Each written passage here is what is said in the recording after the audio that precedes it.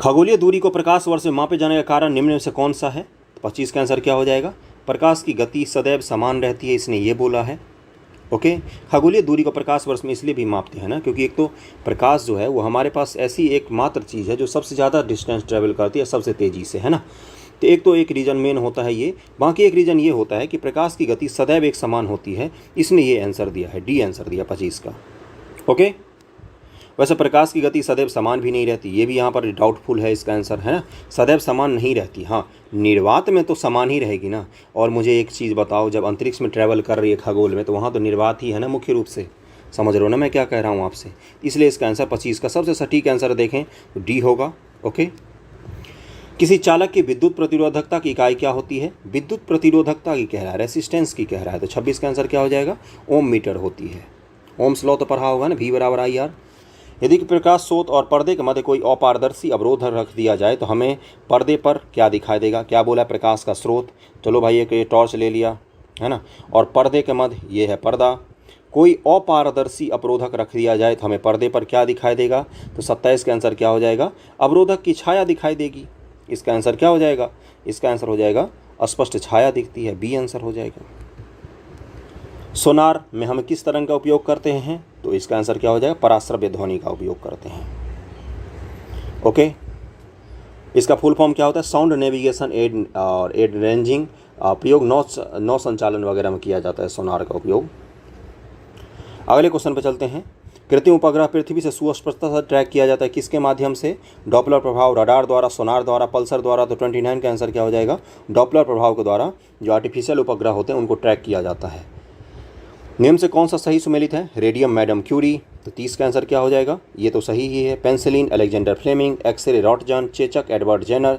इसका आंसर क्या हो जाएगा? ई हो जाएगा। सारे ही सही दिए हुए हैं इसमें। नेत्रों का परीक्षण एल्केलाइड के किस तनुकृत घोल से पुतलियों को फैलाकर किया जाता है? तो 31 का आंसर क्या हो जाएगा? उस घोल का नाम है एट्रोपिन। एट्रोपिन नाम है उसका। इस तरह के क्वेश्चन में आपको अगर दिक्कत आ रही है तो कोई बात नहीं, आपको खुश होना चाहिए कि आपने एक और नया MCQ सीख लिया है। सीखने की प्रवृत्ति को विकसित कीजिए, क्वेश्चन अपने आप सॉल्व होने आपसे शुरू हो जाएंगे। ओके, निम्नलिखित में किसका उष्मीय मान अधिक होता है? तो 32 का आंसर क्या हो जाएगा? सी, LPG का। निम्न में से LPG का उष्मीय मान सबसे ज़्यादा होता है। पेट्रोल का होता है 45,000 किलो जूल पर केजी और LPG का होता है 55,000 किलो जूल पर केजी। ओके, नाभिकीय संलयन में एक भारी नाभिक का निर्माण होता है। तो 33 का आंसर क्या हो जाएगा? दो हल्के नाभिक के संलयन से।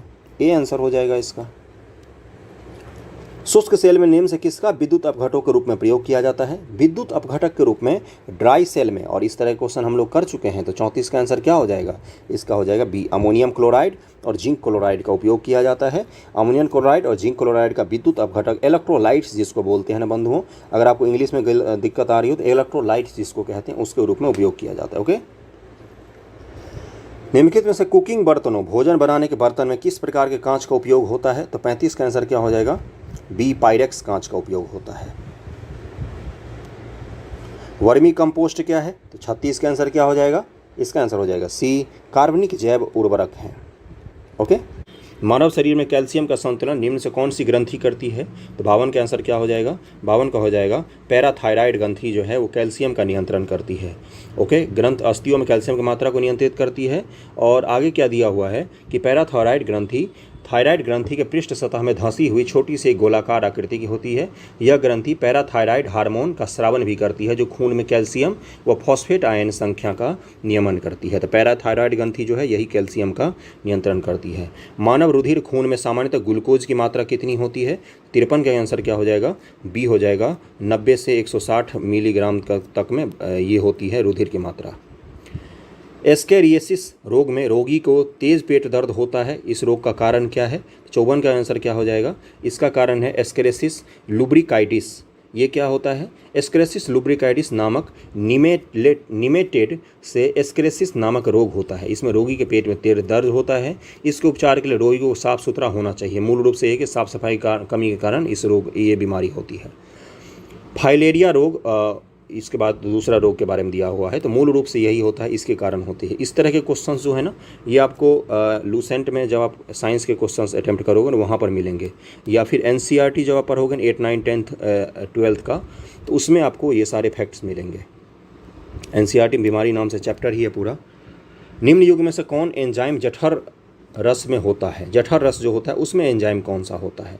55 का आंसर क्या हो जाएगा? उसमें पेप्सिन होता है, लाइपेज होता है और रेनिन होता है। ओके, और जठर रस में पेप्सिन, लाइपेज और रेनिन होता है। प्रोटीन का पाचन कौन करता है? तो पौ से प्रोटीन, पौ से पेप्सिन। ओके, और बच्चों के आमाशय में केसिन नामक प्रोटीन का पाचन रेनिन एंजाइम करता है। बच्चों में जो केसिन नामक प्रोटीन होता है उसका पाचन कौन करता है? तो रेनिन नामक एंजाइम करता है। एंजाइम मुख्य रूप से क्या होते हैं?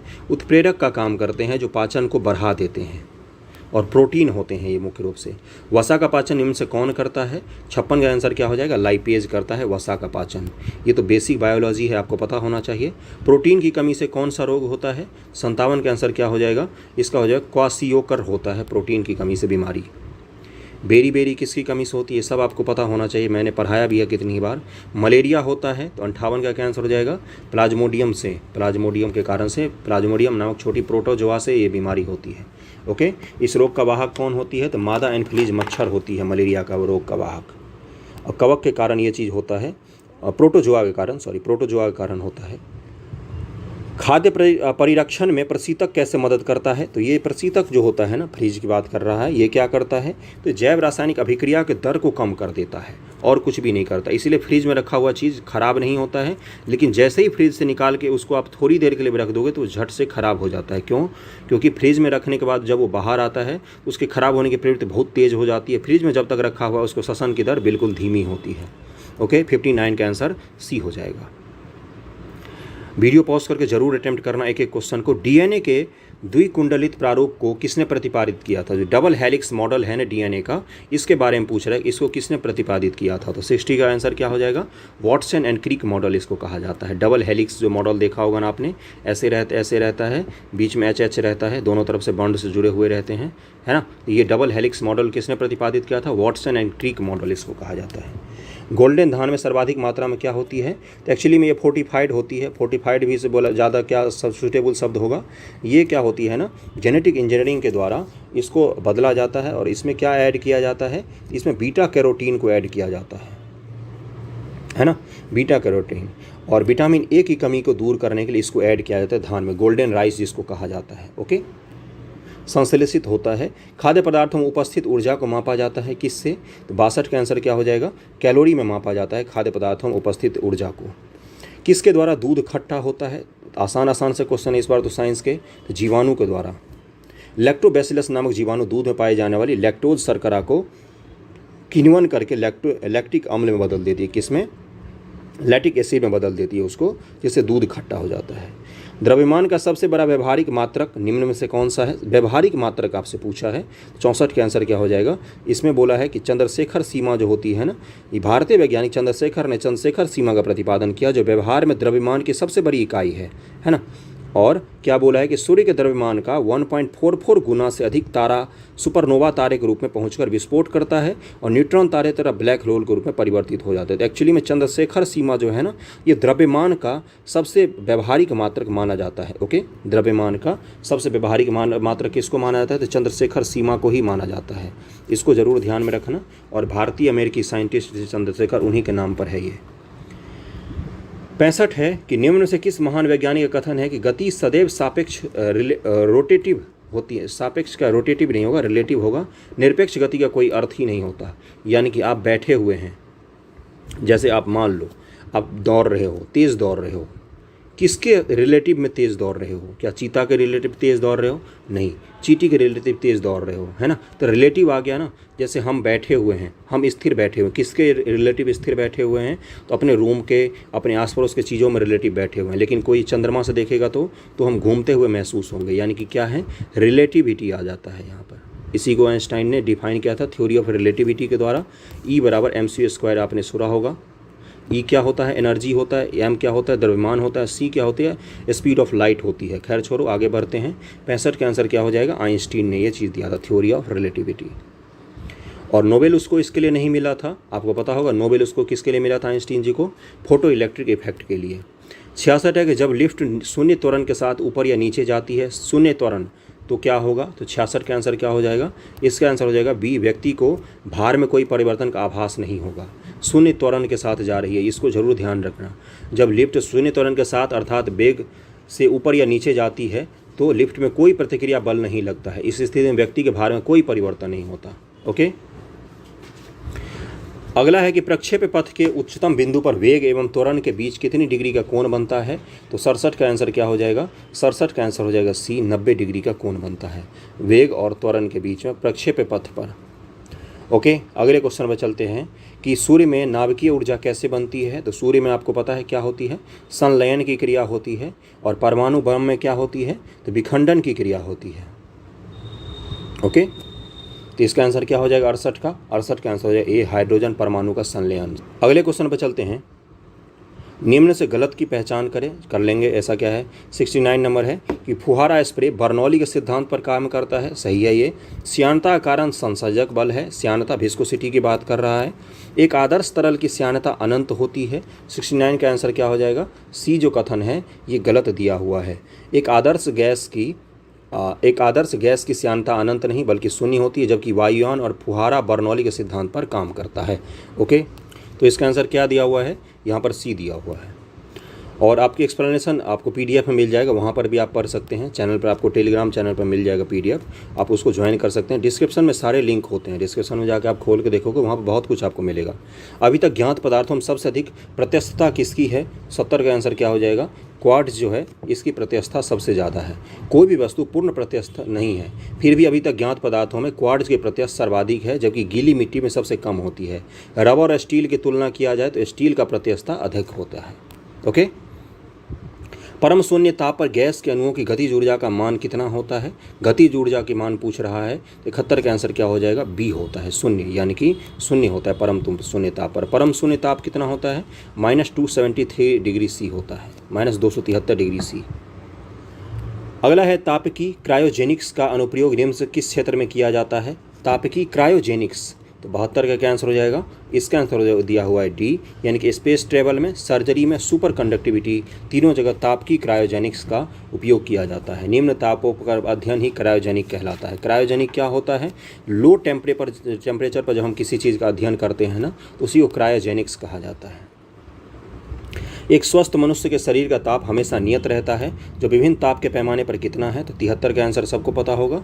इसका आंसर हो जाएगा यानी कि 98.6 डिग्री फ़ारेनहाइट और 37 डिग्री सेल्सियस।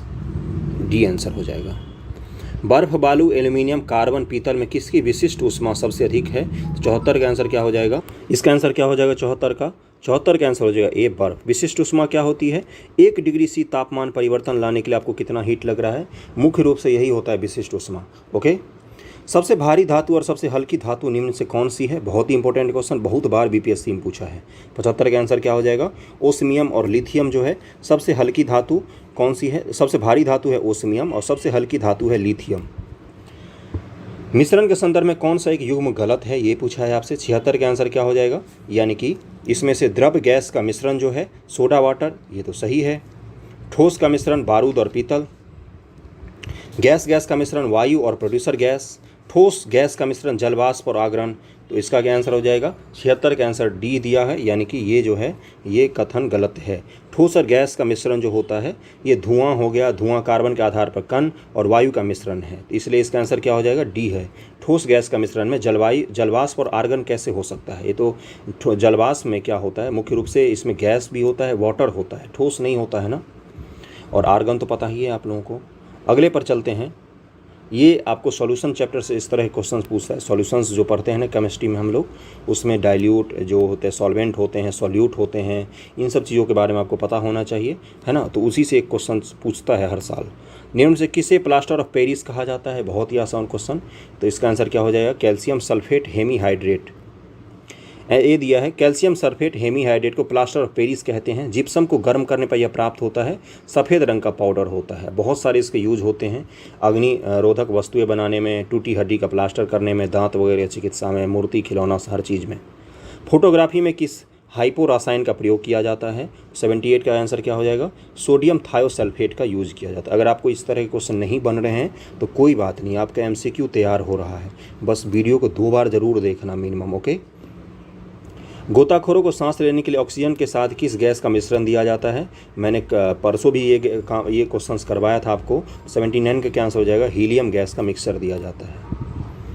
मोती मुख्य रूप से किसका बना होता है? तो बहुत ही आसान क्वेश्चन है ये तो। इसका हो जाएगा कैल्शियम कार्बोनेट का ही मोती मुख्य रूप से बना होता है। पेट्रोलियम के विभिन्न संगठकों को किस विधि से पृथक किया जाता है?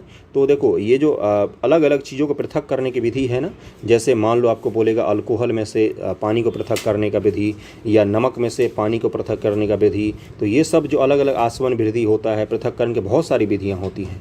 तो ये सब बेसिक आपको NCERT मिलेगा, वहाँ से आप इसको ज़रूर पढ़िए। वन लाइनर पढ़ने में आपको दिक्कत हो सकती है। 81 का आंसर क्या हो जाएगा? प्रभाजी आसवन विधि के द्वारा पेट्रोलियम के विभिन्न घटकों को विधि अलग अलग किया जाता है। प्रभाजी आसवन है ना। अब भाप आसवन विधि में अल्कोहल, एसीटल्डाइड, एथिल और अल्कोहल आदि का पृथक्करण होता है। अल्कोहल आदि का पृथक किस में होता है? तो भाप आसवन के द्वारा। दरियापंथी संप्रदाय के संस्थापक कौन थे? 82 का क्या आंसर हो जाएगा? दरिया साहेब ही थे। बहुत ही आसान क्वेश्चन। किस मुगल शासक ने पटना में कोर्ट ऑफ जस्टिस यानी कि दारुल अदल का निर्माण करवाया था? प्रोड्यूसर गैस निम्न से मुख्यतः होता है, तो कौन सा गैस है? तो 48 का आंसर क्या हो जाएगा? इसका आंसर दिया हुआ है ई, यानी कि प्रोड्यूसर गैस या वायु अंगार गैस में 65% नाइट्रोजन, 32% कार्बन मोनोऑक्साइड और N2 का मिश्रण होता है। अशुद्धिक रूप में इनमें कुछ मात्रा में कार्बन डाइऑक्साइड भी रहता है। यह एक सस्ता और अच्छा ईंधन है। इसका प्रयोग मुख्यतः धातु के निष्कर्षण उद्योग में और सीसा उद्योग में होता है प्रोड्यूसर गैस का। इसलिए इसका आंसर क्या हो जाएगा? ई हो जाएगा, क्योंकि ए और सी दोनों होगा और बी भी थोड़ा बहुत मिक्सर रहता है। वुड स्प्रिट किसको कहा जाता है? तो 49 का आंसर क्या हो जाएगा? मेथिल अल्कोहल जो होता है उसको कहा जाता है वुड स्प्रिट। CH3OH हो जाएगा। मेथनॉल मानव के लिए हानिकारक रंगहीन द्रव है। इसके सेवन से व्यक्ति अंधा और पागल हो सकता है। जहरीली शराब जो होती है उसी को मिथाइल अल्कोहल भी कहा जाता है। इथाइल अल्कोहल पीने वाला अल्कोहल होता है, शराब। अगला है कि जीवाश्म ईंधन के अपर्याप्त दहन से कौन सी गैस बनती है? अपर्याप्त दहन जब भी आ जाए जीवाश्म ईंधन की तो कार्बन मोनोऑक्साइड बनती है। कौन सी गैस? कार्बन मोनोऑक्साइड बनती है। इसका आंसर बी होना चाहिए, कार्बन मोनोऑक्साइड। ओके, 51 नंबर पर चलते हैं कि कथन पर विचार कीजिए। हाइड्रोजन के जलाने से पानी बनेगा। अगला है कि पोटेशियम साइनाइड चूहा मारने का जहर है। ग्लूकोज में कार्बन, हाइड्रोजन और ऑक्सीजन होता है। तो 51 का क्या आंसर हो जाएगा? तीनों ही सही हैं। ग्लूकोज का फॉर्मूला क्या होता है? तो C6H12O6। देखो इसमें तीनों ही है ना। अगले क्वेश्चन पर चलते हैं। निम्न से कौन धनावेशित कण है? तो 52 का क्या आंसर हो जाएगा? इसका आंसर दिया हुआ है ई, यानी कि अल्फा किरण और प्रोटॉन दोनों ही धनावेशित कण होते हैं। अल्फा किरण और प्रोटॉन, ए और बी दोनों ही इसका आंसर हो जाएगा। अल्फा किरणें भी धनावेशित कण है और अल्फा कण का द्रव्यमान हीलियम 4 के नाभिक के द्रव्यमान बराबर होता है। तो पता तो चल ही गया। धातुओं की अपेक्षित अभिक्रियाशीलता का सही क्रम क्या है? अपेक्षित अभिक्रियाशीलता, तो सबसे अधिक अभिक्रियाशील कौन होता है? पोटेशियम, फिर सोडियम, फिर कैल्शियम। तो इसका आंसर ए हो जाएगा। Potassium, sodium, calcium, magnesium, aluminium. इसके बाद जस्ता, लोहा, लेड, कॉपर, पारा, चांदी, सोना। इसी तरह से पूरा क्रम है। खुले तालाब का जल सूर्य की गर्म किरणों के पड़ने पर भी ठंडा रहता है, क्यों? 54 का क्या आंसर हो जाएगा? जल वाष्पित होता रहता है, अतः उष्मा एकत्र नहीं हो पाती है। इस कारण से तालाब का पानी खुले धूप में भी ठंडा रहता है कई बार। निम्न कथन पर विचार करें, कर लेते हैं। हाइड्रोजन ब्रह्मांड में सर्वाधिक मात्रा में पाए जाने वाला तत्व है। ओके, और अगला क्या दिया है कि भारी जल हाइड्रोजन के समस्थानिक ड्यूटेरियम का ऑक्साइड है। अगला है भारी जल की खोज 1932 में HC उड़े ने की थी। पानी का शुद्धतम रूप वर्षा का पानी है। तो 55 का क्या आंसर हो जाएगा? 55 का आंसर हो जाएगा। सारे ही कथन सही हैं। निम्नलिखित में कौन सा पृथ्वी पर कार्बन चक्र में कार्बन डाइऑक्साइड का योगदान करता या करते हैं? कार्बन डाइऑक्साइड को मतलब बढ़ाते हैं, ये पूछ रहा है आपसे। ज्वालामुखी क्रिया, श्वसन, प्रकाश संश्लेषण, जैव पदार्थ का क्षय। तो प्रकाश संश्लेषण के द्वारा तो कम होता है, तो तीसरा सारे में काट दो।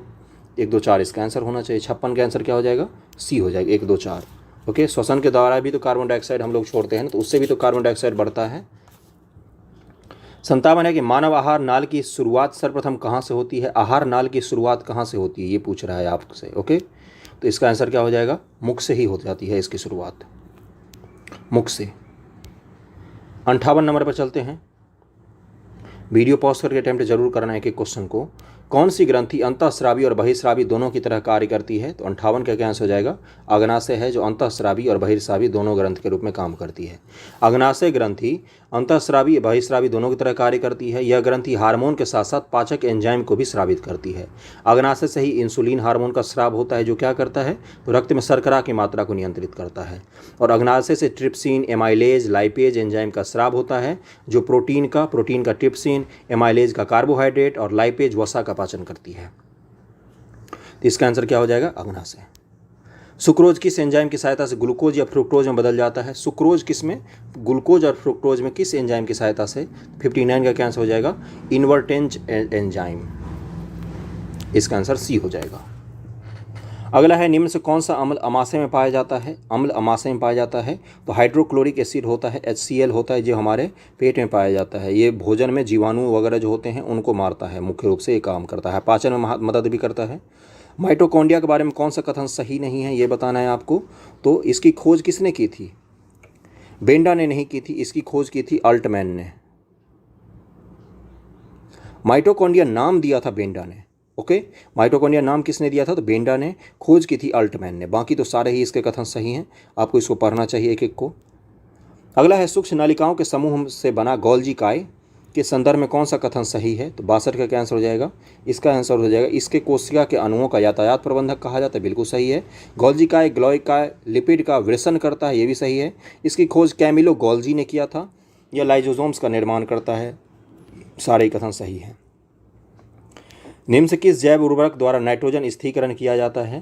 तो आपको पता होगा कौन कौन होता है, जरूर पता होना चाहिए। 63 का क्या आंसर हो जाएगा? इसका आंसर हो जाएगा ई, यानी कि एजोटोबैक्टर है, और एजोला है, नीलहरित सलवाल है, अल्फा अल्फा है। ये सारे ही क्या करते हैं? तो ये सारे ही नाइट्रोजन का स्थिरीकरण करते हैं। जो प्रकृति में नाइट्रोजन पाया जाता है उसका उपयोग पेड़ पौधे नहीं कर सकते अपने लिए। इसके अलावा राइजोबियम भी है। राइजोबियम है, वो जीव है जो फलीदार जो दालें वगैरह होती उनके जड़ में रहते हैं और नाइट्रोजन को ये उपयोग लायक बनाता है। तो पेड़ पौधे जो नाइट्रोजन यूज करते हैं ना, उनको स्थिरीकरण जब तक नहीं होता है तब तक वो यूज नहीं कर पाते हैं। कार्बोहाइड्रेट में कौन सा तत्व नहीं पाया जाता है? बहुत ही आसान क्वेश्चन है ये। तो 64 का क्या आंसर हो जाएगा? नाइट्रोजन नहीं पाया जाता है कार्बोहाइड्रेट में।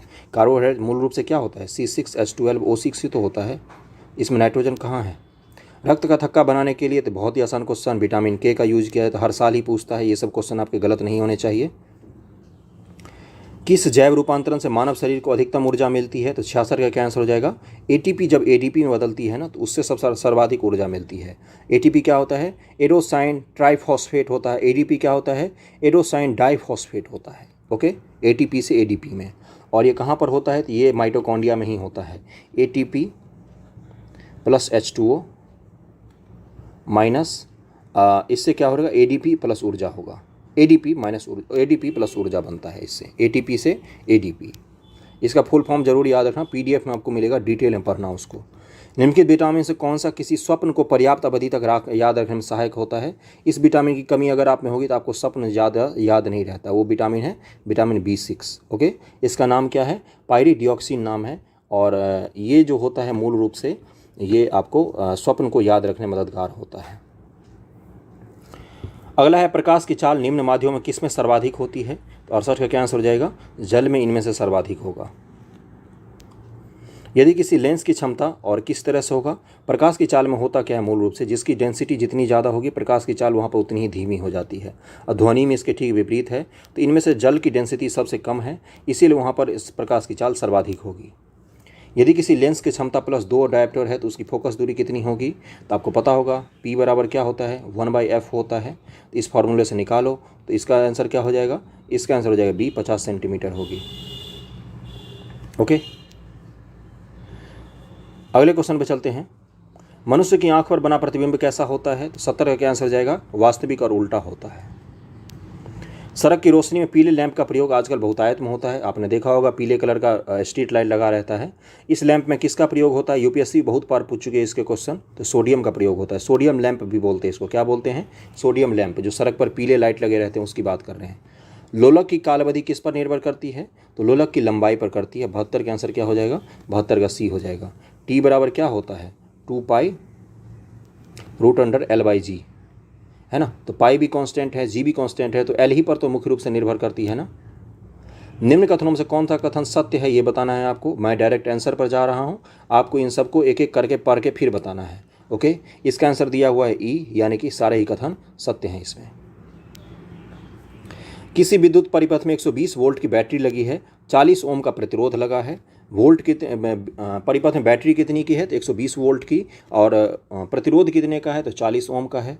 ओके, तो धारा का मान क्या होगा? बहुत ही आसान क्वेश्चन है, V बराबर आई आर। इससे लगाओ, I बराबर क्या हो जाएगा 120/40 बराबर 3 ओम के करीब में होगा I बराबर। तो इसका आंसर क्या हो जाएगा? डी हो जाएगा।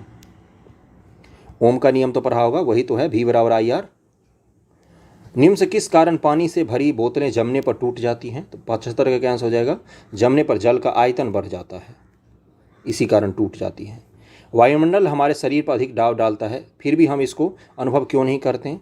क्योंकि शरीर के अंदर का जो रक्त होता है ना, वो वायुमंडलीय दाब से अधिक होता है, इसीलिए हम इसको अनुभव नहीं कर पाते हैं। ओके, स्पेस सूट इसीलिए पहन के जाते हैं क्योंकि हमारे शरीर का रक्त का दाब बहुत ज़्यादा होता है, और जब हम जब अंतरिक्ष में जाते हैं तो वहाँ पर वायुमंडलीय दाब नहीं होता है, तो हमारे शरीर का रक्त का दाब इतना ज़्यादा होता है कि मनुष्य का शरीर उससे फटने का भी डर रहता है। तो इस कारण से स्पेस सूट पहना जाता है जो हमारे शरीर के दाब को नियंत्रित करके रखता है। और वायुमंडलीय दाब का अभाव होता है अंतरिक्ष में चूंकि, और पृथ्वी पर क्या है, वायुमंडलीय दाब बहुत अधिक होता है, लेकिन रक्तचाप उससे भी ज़्यादा होता है। राज्य में शुरू किया गया है ट्रांसजेंडरों को 1% आरक्षण। ओके, 30 नंबर क्वेश्चन पर चलते हैं हम लोग। और इस तरह के जो क्वेश्चन है 30 नंबर, ये बहुत ज़्यादा पूछता है आपको। इस तरह के एक क्वेश्चन तो टकराएगा ही बीपीएससी में। किसी यंत्र के द्वारा ध्वनि की तीव्रता को मापा जाता है। ध्वनि की तीव्रता की बात कर रहा है, तो इसका आंसर हो जाएगा ऑडियोमीटर के द्वारा। ओके, ऑडियोमीटर के द्वारा। अगला है कि लघु पथन शॉर्ट सर्किट के दौरान परिपथ में धारा पर क्या प्रभाव पड़ता है? 31 का आंसर क्या हो जाएगा? धारा अत्यधिक बढ़ जाती है, इसीलिए तो शॉर्ट सर्किट होता है ना। धारा अत्यधिक बढ़ जाती है, इसीलिए फ्यूज लगाया जाता है। फ्यूज क्या करती है? धारा जब अत्यधिक बढ़ जाती है तो गर्म होने के कारण पिघल जाती है। फ्यूज का गलनांक क्या होता है? हमेशा फ्यूज का गलनांक जो होता है वो कम होता है ना। अगला है भारहीनता की स्थिति में एक मोमबत्ती के ज्वाला का आकार क्या हो जाएगा?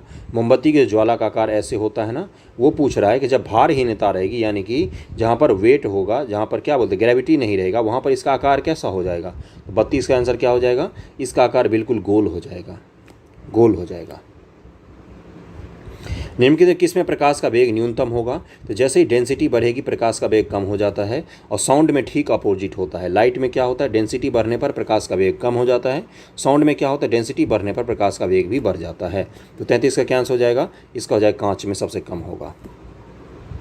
निम्नलिखित किस प्रकाश की ऊर्जा सबसे अधिक होती है? लाल, हरा, पीला, बैगनी। तो 34 का आंसर क्या हो जाएगा? बैगनी। बैगनी जो होती है उसकी सबसे कम होती है, सबसे अधिक होती है ऊर्जा। वेव्योर से हम लोग शुरू करते हैं ना, वेव्योर तो वॉयलेट होता है, बैगनी वहीं से शुरू होता है। और ऊर्जा जो होती है वो इन्वर्सली प्रोपोर्शनल होती है किसके? तरंग दैर्घ्य के। तो अब इसे निकाल लो। अगला है निम्नलिखित कौन सा अम्ल बिच्छू बूटी यानी कि नेटल लीफ की पत्तियों द्वारा स्रावित होता है जिससे पीड़ादायक जलन होती है? कौन सा अम्ल निकलता है उससे फॉर्मिक एसिड निकलती है, जिसके कारण बिच्छू बूटी लगाने पर बड़ी तेज जलन होती है। हीटर का तार किससे बने होते हैं? तो 36 का आंसर हो जाएगा नाइक्रोम के बने होते हैं। और इसकी खासियत क्या होती है? गलनांक इसका बहुत ही ज़्यादा होता है। हीटर के तार का गलनांक ज़्यादा होता है, रेसिस्टिविटी ज़्यादा होती है, इसीलिए बना होता है। हीटर का तार नाइक्रोम से बना होता है जिसमें निकेल 80% और क्रोमियम 20% होता है, और इसमें उच्च प्रतिरोधक और उच्च तापमान पर ऑक्सीकरण का प्रतिरोध होता है ना। इसकी रेसिस्टिविटी जो होती है वो भी ज़्यादा होता है नाइक्रोम का, और इसमें गलनांक भी इसका हाई होता है। मोनाजाइट रेत नामक खनिज में निहित रेडियोधर्मी पदार्थ क्या है? तो 37 का क्या आंसर हो जाएगा? उसमें थोरियम होता है मोनाजाइट रेत में, और ये भारत मुख्यतः केरल और आंध्र प्रदेश के तटीय क्षेत्र में पाए जाते हैं मोनाजाइट रेत। अगला है फोटोस्टेट मशीन का ड्रम निम्न से किस तत्व से बना होता है? 38 का हो जाएगा सेलेनियम का बना होता है। अगला है निम्न से किस में ऋणात्मक आवेश वाले कण होते हैं? तो 39 का क्या आंसर हो जाएगा? सी बीटा कण, और किरणें जो होती हैं वो ऋणात्मक आवेश वाले होते हैं। बाकी तो सबका पता ही है, अल्फा कण पर धनावेश होता है, बीटा कण पर ऋणावेश होता है। गामा किरण जो होती है सबसे तीव्रतम, अल्फा किरण सबसे न्यूनतम वेग से गमन करती हैं। बस यही सब तो था, और क्या बताऊं इसके बारे में। अगला है कि खराब हवादार इमारतों में निम्नलिखित कौन सी अक्रिय गैस जमा हो सकती है? ऐसे घर जिसमें वेंटिलेशन नहीं होते हैं, एक रूम का कमरा होता है उसमें खिड़कियां नहीं होती है, उनमें कौन सी अक्रिय गैस जमा हो जाती है? तो वहाँ पर रेडॉन आ जाती है, रेडॉन जो गैस होती है वो जमा हो जाती है वहाँ पर। ओके, चूना पत्थर का रासायनिक नाम क्या है? तो आपको पता ही है क्या नाम है इसका, 41 का हो जाएगा, कैल्शियम कार्बोनेट नाम है। ये तो बहुत ही आसान क्वेश्चन था। एलपीजी सिलेंडर में रिसाव का पता लगाने के लिए किस गैस का उपयोग किया जाता है? तो इसमें मिथाइल मरकैप्टेन जो होता है, एथिल मरकैप्टेन जो होता है, इसी का यूज़ किया जाता है। क्यों यूज़ किया जाता है? इससे क्या हो जाएगा, देखो एक्चुअली में जो एलपीजी गैस होता है ना उसमें कोई गंध नहीं होता है। तो अगर एक चीज़ सोचो, अगर उसमें गंध नहीं होता कोई भी, तो लीकेज का पता कैसे चलता? तो इसलिए जो एलपीजी गैस होता है उसमें एथिल मरकैप्टेन मिला दिया जाता है, जिससे क्या होता है, जैसे ही गैस लीक होती है तो बहुत तेज़ गंध होती है, जिससे पता चल जाता है लीकेज का। तो एथिल मरकैप्टेन एक्स्ट्रा मिलाया जाता है गैस में गंध के लिए। अगला है, निम्नलिखित कार्बन अपूर्वम से कौन सा विद्युत का या के सुचालक हैं? 43 का आंसर क्या हो जाएगा? केवल और केवल 3। ग्रेफाइट जो है यही केवल और केवल विद्युत का सुचालक है। पेंसिल लेना, पेंसिल के दोनों तरफ किसी तार को जोड़ देना, जिसको बिजली से कनेक्शन कर देना, देखना पेंसिल थोड़ी देर में जल जाएगी, क्योंकि पेंसिल में जो बीच का छड़ है काला वाला वो ग्रेफाइट है। करके देखना, हमने किया है ये इसलिए बता रहा हूँ। तो ग्रेफाइट है जो विद्युत का सुचालक है इन तीनों में से। ये तीनों ही कार्बन के अपरूप हैं, फुलेरीन, हीरा और ग्रेफाइट। ठंडे प्रदेशों में झीलों के जमने के बाद जलीय जीवों के जिंदा रहने का क्या कारण है? तो 44 का आंसर क्या हो जाएगा? वो बर्फ़ के नीचे भाग में चले जाते हैं। बर्फ़ का नीचा भाग क्या होता है? वो तो कभी नहीं जमेगा, क्योंकि बर्फ़ के नीचे वाले भाग में जल रहता है। आपको पता है बर्फ़ जो होता है वो जल के ऊपर तैरने लग जाता है ना। तो इसलिए सारे जीव कहाँ पर चले जाते हैं? बर्फ़ के नीचे वाले लिक्विड वाले एरिया में। आचार, दूध का खट्टापन, सेब, सोडा वाटर, इसमें पूछा है कि इसमें कौन सा एसिड होता है। बहुत ही आसान क्वेश्चन है ये तो, है ना। अचार में कौन सा होगा? एसिटिक एसिड होता है, जिसको सिरका कहते हैं। दूध के खट्टापन में कौन सा होता है? तो लैक्टिक एसिड होता है। अगला कौन सा है? और सेब में, तो सेब में हमेशा मॉलिक एसिड होता है। सोडा वाटर में कार्बोनिक एसिड होता है। जो आप लोग बोतल खोलते हो उस कोल्ड ड्रिंक वगैरह का, उसमें कार्बोनिक एसिड ही होता है। सेब में अभी मैंने बोला मॉलिक एसिड। दूध का खट्टापन तो लैक्टिक एसिड हो जाएगा। अचार में एसिटिक एसिड होता है। सीएनजी संपीड़ित प्राकृतिक गैस जो होता है, कंप्रेस्ड नेचुरल गैस, मुख्य रूप से डैश से युक्त हाइड्रोकार्बन का मिश्रण है। तो उसमें क्या होता है? तो सीएनजी में मुख्य रूप से मीथेन ही होता है। और ये यूपीपीसीएस 2022 जो हुआ है यूपीपीएससी, उसमें ये 3 ऐसे क्वेश्चन पूछे गए थे जिसका आंसर क्या था? मीथेन ही था।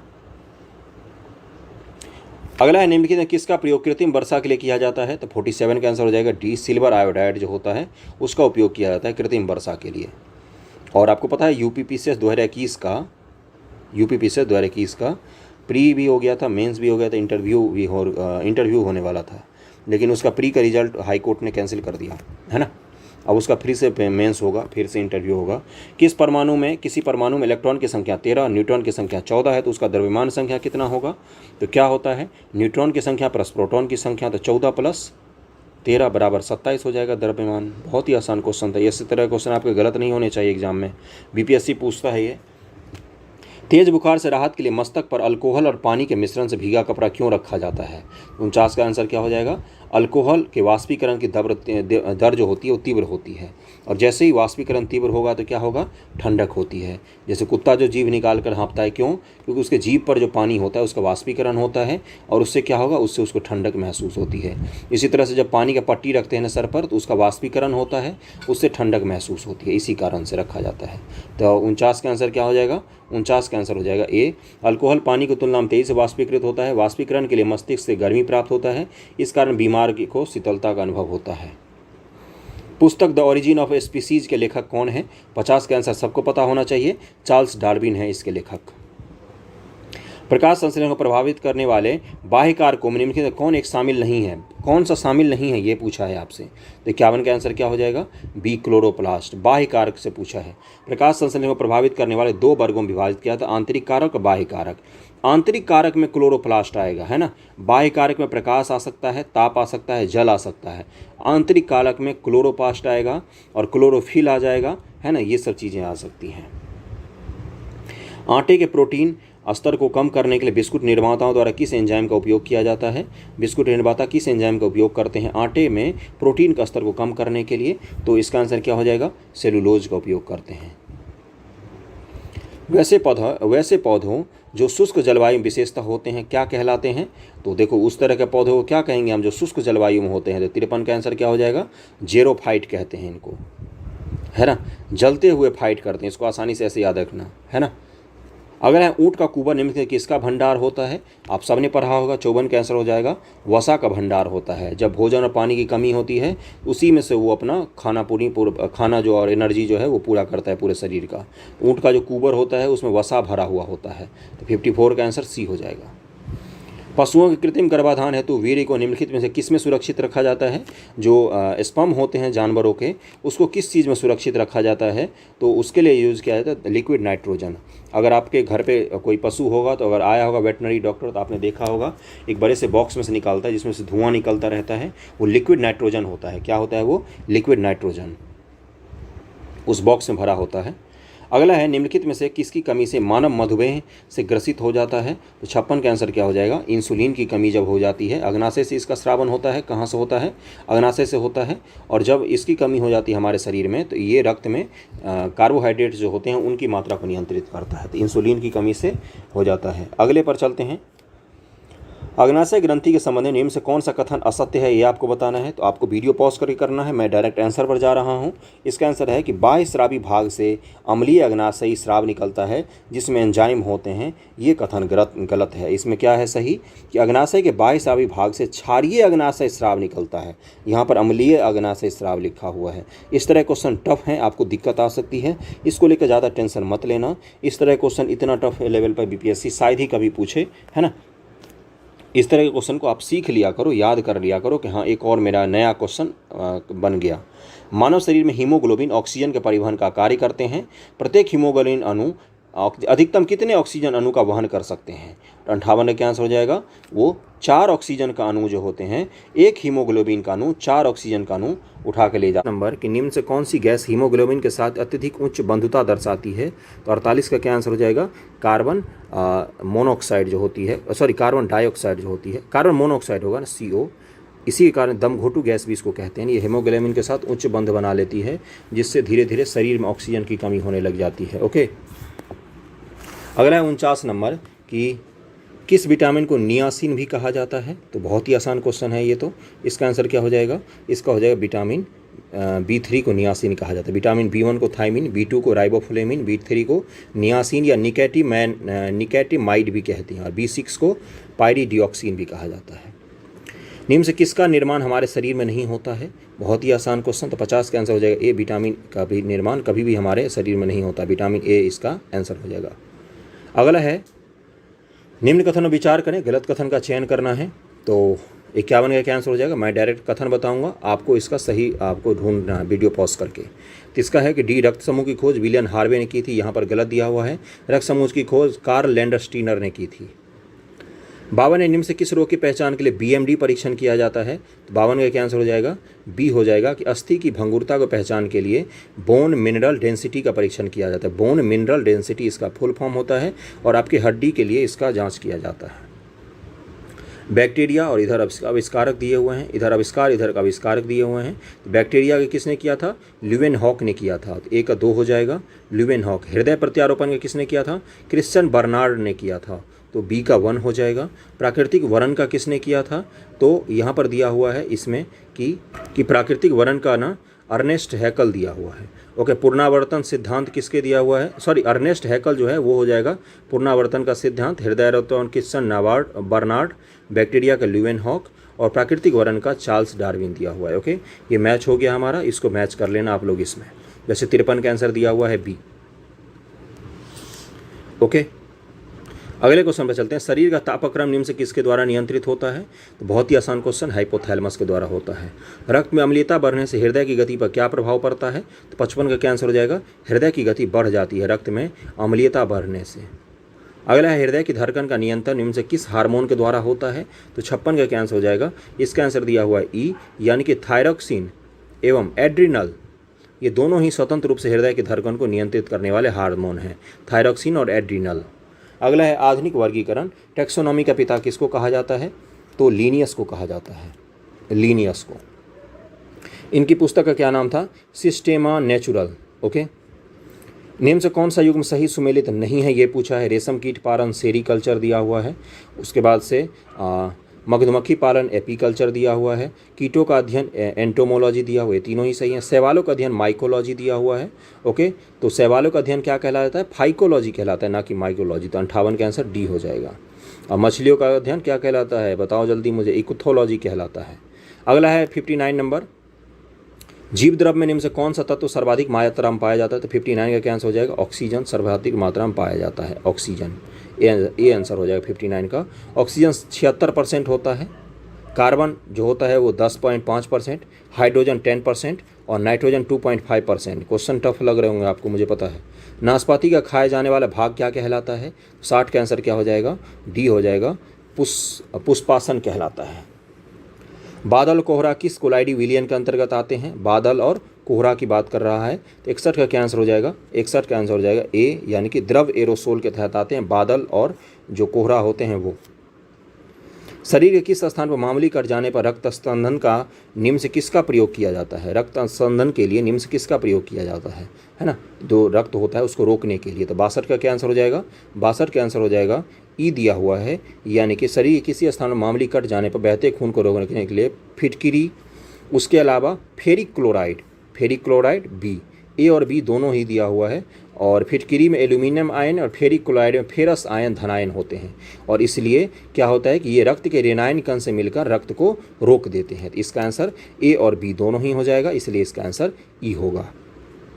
विद्युत बल्ब बनाने के लिए किस प्रकार के कांच का उपयोग किया जाता है? तो 63 का क्या आंसर हो जाएगा? फिलंट कांच का उपयोग किया जाता है। इस तरह क्वेश्चन खूब पूछा जाता है कि जैसे खिड़की के कांच में कौन सा कांच यूज करते हैं, या विद्युत बल्ब बनाने के लिए कौन सा यूज करते हैं, चश्मा बनाने के लिए किस तरह का यूज किया जाता है, ये सब पूछा जाता है। यदि दूध से क्रीम को अलग कर दिया जाए तो उसके घनत्व पर क्या प्रभाव पड़ेगा? तो 64 का आंसर हो जाएगा ए, घनत्व बढ़ जाता है। ओके, निम्न से किस धातु का संरक्षण नहीं होता, संक्षारण नहीं होता? 65 का क्या आंसर हो जाएगा? 65 का आंसर हो जाएगा ई, यानी कि इसमें से सोना और प्लेटिनम जो होते हैं इनका संक्षारण नहीं होता, जंग नहीं लगता, मूल रूप से ये कह रहा है। मांसपेशियों में किस अम्ल की अधिकता के कारण थकान का अनुभव होता है? तो 66 का आंसर हो जाएगा लैक्टिक एसिड जब बढ़ जाता है ना मांसपेशियों में, तो थकान का अनुभव होने लग जाता है। दांतों का इनेमल निम्न से किसका बना होता है? 67 का क्या आंसर हो जाएगा? ये कैल्शियम फॉस्फेट का बना होता है। ओके, दांतों का ऊपरी परत जो होता है उसको इनेमल कहा जाता है, बहुत ही ठोस पदार्थ होता है, ये कैल्शियम फॉस्फेट से बना होता है। ओके, तो इसका आंसर क्या हो जाएगा? बी हो जाएगा। अगला है निम्नलिखित में से बेमेल जोड़े की पहचान करें। सोडियम चिली सॉल्टपीटर, टिन केसिटाइड, तांबा क्यूपराइट, निकेल नीलेराइट। तो 68 का क्या आंसर हो जाएगा? 68 का आंसर हो जाएगा डी, यानी कि निकेल नीलेराइट। ये यहाँ पर निकेल का क्या होता है? मिलेराइट। ओके, मिलेराइट होता है। अयस्क पूछ रहा है ये अलग अलग, निकेल का नीलेराइट है, मिलेराइट होता है, मिलेराइट। ओके, बाकी सारे सही थे। रसोई गैस मुख्यतः किसका मिश्रण होता है? 69 का क्या आंसर हो जाएगा? ये 67 बीपीएससी का क्वेश्चन है, इसका आंसर हो जाएगा ब्यूटेन और प्रोपेन का। प्राकृतिक रबर को वल्कीकरण करने हेतु निम्नलिखित में से किसके साथ मिलाकर गर्म किया जाता है? तो 70 का आंसर क्या हो जाएगा? सल्फर के साथ मिलाकर गर्म किया जाता है वल्कीकरण करने के लिए।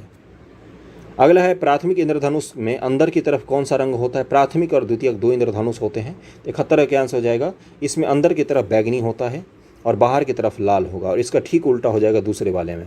ओके, निम्नलिखित किसका प्रयोग रेक्टिफायर के रूप में किया जाता है? तो रेक्टिफायर की बात कर रहा है, तो 72 का आंसर हो जाएगा? डायोड बल्ब का यूज किया जाता है रेक्टिफायर के रूप में। नाभिकीय रिएक्टर में किसका प्रयोग नियंत्रक छड़ के रूप में किया जाता है? बहुत ही आसान क्वेश्चन है, किसी का भी गलत नहीं होना चाहिए। 73 का क्या आंसर हो जाएगा? 73 का आंसर इसमें से हो जाएगा ई, यानी कि रिएक्टर में नियंत्रक के रूप में कैडमियम या बोरॉन का प्रयोग किया जाता है। तो यहाँ पर कैडमियम और बोरॉन दोनों ही हैं, इसलिए इसका आंसर हो जाएगा। और शीतलक के रूप में किसका उपयोग किया जाता है? तो भारी जल का उपयोग किया जाता है, और कभी कभी तो ग्रेफाइट के छड़ का भी उपयोग किया जाता है। ओके, इसकी सहायता से नाभिक के विखंडन के दौरान निकलने वाले 3 नए न्यूट्रॉन में से 2 को अवशोषित कर लिया जाता है ये छड़ के द्वारा, और एक जो बचता है उसी से फिर अगला रिएक्शन बनता है। अगर ये नहीं होंगे तो जो रिएक्शन होगा ना, वो रिएक्शन अनकंट्रोल हो जाएगा और फिर वो बम का काम करने लग जाएगा रिएक्टर। तो 74 नंबर का क्वेश्चन है कि खोज और उसके वैज्ञानिक को आपको मैच करना है। तो क्वांटम सिद्धांत की खोज किसने की थी? तो मैक प्लांट हो जाएगा, ए का 3 हो जाएगा। मैक प्लांट जो है प्लांक, उसी ने क्वांटम सिद्धांत की खोज की है। क्वांटम सिद्धांत की खोज की है मैक्स प्लांट ने। एक्सरे की खोज ने किसने की है? तो रॉन्टजन ने की है। ट्रायोड बल्ब का किसने खोजा था? तो लीडी फॉरेस्ट ने खोजा है। और सापेक्षता का सिद्धांत तो अल्बर्ट आइंस्टीन जी हैं, इसको जरूर ध्यान में रखना। अब इसको आप खुद से मैच कर लेना। 74 का आंसर वैसे दिया हुआ है ए। 75 नंबर क्वेश्चन है कि कटे हीरे की चमक का प्रमुख कारण क्या होता है? तो टोटल इंटरनल रिफ्लेक्शन, पूर्ण आंतरिक परावर्तन जो होता है उसी के कारण कटा हुआ हीरा है वो चमकता है, या ऑप्टिकल फाइबर में संचार संभव हो पाता है। अब सत्य नहीं है ये आपको बताना है। अगले क्वेश्चन में 76 में, निकट दृष्टि दोष में दूर की वस्तु स्पष्ट नहीं दिखती है। तो निकट दृष्टि दोष में क्या होता है ना, निकट की वस्तु जो होती है वो स्पष्ट दिखती है, ये तो सही है। दूर दृष्टि दोष में निकट की वस्तु नहीं दिखती है। तो दूर दृष्टि दोष में क्या होता है कि जो दूर की वस्तु होती है वो स्पष्ट दिखती है, निकट की नहीं दिखती है। तो ये भी सही है। रेटिना की तुलना परंपरागत कैमरे या फिल्म से की जाती है। स्पष्ट के देखने के लिए 25 सेंटीमीटर जरूरी होता है दूरी किसी भी चीज़ से। तो इसका आंसर ई हो जाएगा कि सारे ही कथन सत्य हैं, एक भी असत्य इसमें से नहीं है। अगला है कि एक नगर के लिए सुरक्षित ध्वनि प्रदूषण का स्तर कितना होता है? तो 77 का क्या आंसर हो जाएगा? इसका आंसर हो जाएगा ए 45 डेसिबल होता है।